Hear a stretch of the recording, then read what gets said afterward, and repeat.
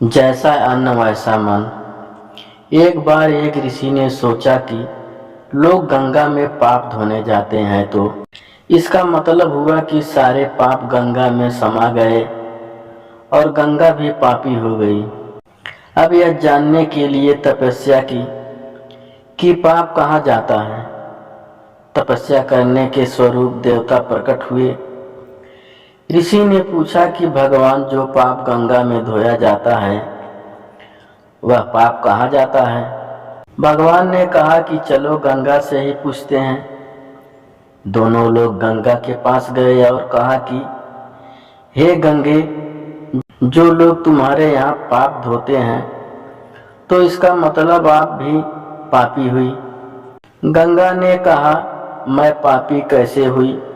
मैं तो सारे पापों को ले जाकर समुद्र को अर्पित कर देती हूँ। अब वे लोग समुद्र के पास गए। हे सागर, गंगा जो आपको अर्पित कर देती है तो इसका मतलब आप भी पापी हुए। समुद्र ने कहा, मैं क्यों पापी हुआ? मैं तो सारे पापों को लेकर भाप बनाकर बादल बना देता हूँ। अब वे लोग बादल के पास गए और कहा, समुद्र जो आपको भाप बनाकर बादल बना देते हैं तो इसका मतलब आप पापी हुए। बादलों ने कहा, मैं क्यों पापी हुआ?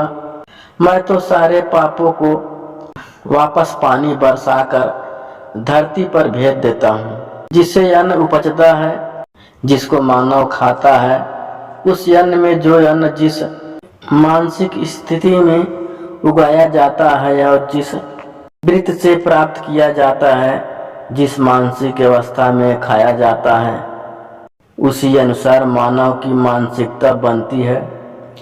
अन्न को जिस वृत्त से प्राप्त किया जाता है और जिस मानसिक अवस्था में खाया जाता है, वैसे ही विचार मानव के बन जाते हैं। इसीलिए सदैव भोजन, सिमरन और शांत अवस्था में करना चाहिए और कम से कम अन्न जिस धन से खरीदा जाए वह धन ईमानदारी एवं श्रम का होना चाहिए। भीष्म पितामह सरसैया पर पड़े प्राण त्याग के लिए शुक्ल पक्ष के आगमन की प्रतीक्षा कर रहे थे। भगवान श्री कृष्ण के आदेश पर युधिष्ठिर उनसे प्रतिदिन नीति ज्ञान लेते थे। द्रौपदी कभी नहीं जाती थी। इससे भीष्म पितामह के मन में पीड़ा थी। श्री कृष्ण ने भाव लिया था। उन्होंने युधिष्ठिर से कहा, अंतकाल की प्रतीक्षा में सावधानता पूर्वक से परिवार मिलना चाहिए। परिवार पत्नी के बिना पूर्ण नहीं है। इशारा समझकर युधिष्ठिर जिद करके द्रौपदी को भी साथ ले गए। पितामह उन्हें नीति ज्ञान देने लगे। द्रौपदी कुंठित होकर चुपचाप सुन रही थी। अचानक द्रौपदी को हंसी आ गई। भीष्म ने कहा, पुत्री, तुम्हारे हंसने का कारण मैं जानता हूँ। द्रौपदी संकुचाई को भीष्म ने कहा, पुत्री, तुम अपने मन की दुविधा पूछ ही लो, मुझे शांति मिलेगी। द्रौपदी ने कहा, स्वयं भगवान श्री कृष्ण कहते हैं कि भीष्म के समान नीति का ज्ञाता दूसरा कोई नहीं, किंतु आपका ज्ञान कहाँ लुप्त हो गया था जब पुत्रवधू आपके सामने निर्वस्त्र की जा रही थी। भीष्म ने कहा, इसी प्रश्न की प्रतीक्षा थी। जैसा अन्न वैसा मन। मैं दुर्योधन जैसे अधर्मी का अन्न खा रहा था। उस अन्न से मेरी बुद्धि जलकर दीग थी। अन्न ही रक्ति का कारण है।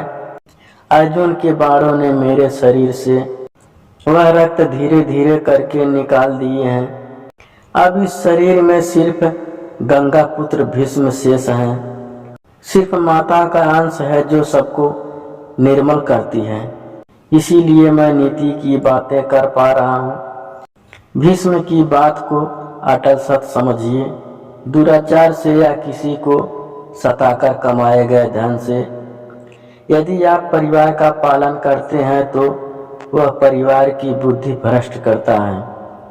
उससे जो सुख है वह क्षणिक है, किंतु लंबे समय में वह दुख का कारण बनता है। यदि आपके सामने गलत तरीके से पैसा कमाकर भी कोई फल फूल रहा है तो यह समझिए कि वे उसके पूर्व जन्म के संचित पुण्य है जिसे निगल रहा है। जैसे ही वे पुण्य कर्म समाप्त होंगे उसके दुर्दिन आरंभ होंगे।